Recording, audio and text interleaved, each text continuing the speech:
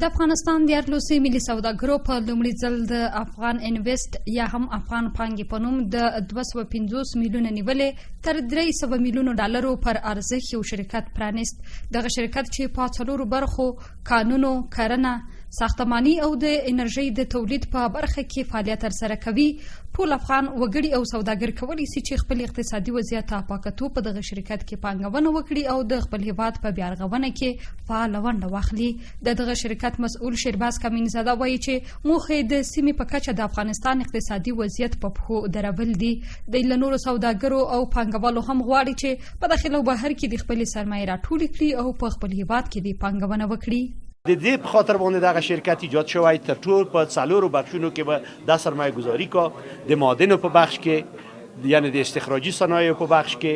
د انرژي په بخش کې او هکذا د زراعت په بخش کې.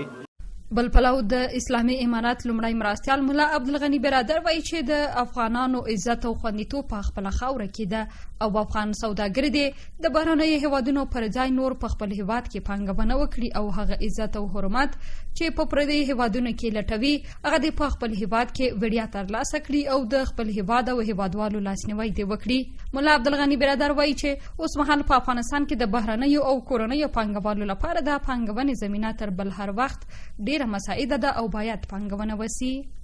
موږ هغه وروڼو ته دا خواهش دی، دغه متوصیه ده، نور ملکو کې ستاسو عزت نشته، ما چې خپل ځان ته به عزت ورکړي د خپلو پیسو په خاطر، خو بل څوک تاته عزت داسې نشي درکولی لکه په خپل ملک چې الله تاته عزت درکړی دی، مطلق وشیدل دي په خپل ملک دا عزت دی. د اسلامي امارات مرستیال بیان بلال کریمي وایي چې د امارات له مکلفیتونو څخه یو هم سوداګرو ته د کاري زمینې برابرول دي چې باید ډاډمنه فضا رامنځته سي ترڅو پانګوال او سوداګر وکولی سي چې په خوندي فضا کې خپل فعالیتونه ترسره کړي. د کریمي په وینا چې دوی د ډاډمن امنیت ترڅنګ هڅه کوي چې خام موادو ته هم د سوداګرو لاسرسی اسانه کړي او د خام موادو په برابرولو کې به هم د سوداګرو همکاري زیاته سي. اسلامي امارات د تجارانو لپاره د امنیت د تامین او د سرمایه گذارۍ لپاره د یو ښه ماحول د برابرولو لپاره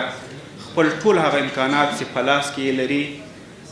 تر استفاده ترې کوي او د تجارانو ورونو او د صنعتکارانو ورونو په خدمت کې ورکوي. بلخوا د کانونو او پټرولیم وزیر شهاب الدین دلاور وایي چې هیواد په پردیو خلکو نه جوړیږي او باید د افغانان په خپل ورغوي او پانګونه په خپل هیواد کې وکړي. د دلاور په وینا چې 20 کال په افغانستان کې 2 تریلیون ډالر مصرف شول، خو پایله یې په افغانستان کې جګړه، ناامني، وزګارتیا او د میلیونونو انسانانو په نشئی توکو روږدي کېدل ول. نوموړی وایي چې د افغانستان د بیا رغولو لپاره باید خپل افغانان سره یوسي او په ګډه سره د خپل هیواد اقتصاد په پښو ودروي. 2 تریلیونه 2000 میلیارد ډالر مصرف او نتیجه د افغانانو وزل د افغانستان ورانول 4-5 میلیونه معتادین بیرته شاته موږ تاسو ته پرېښودل. د افغانستان نوی حکومت په افغانستان کې داسې مهال د بهرنیو او کورنیو پانګوالو د پانګونې او هغوی ته د کاري زمینې د رامنځته کېدا خبره کوي چې د اوکراین د جګړې له امله په نړیواله کچه اقتصادي ستونزې راولاړې سوي دي. مریم هوتک، CMG، کابل.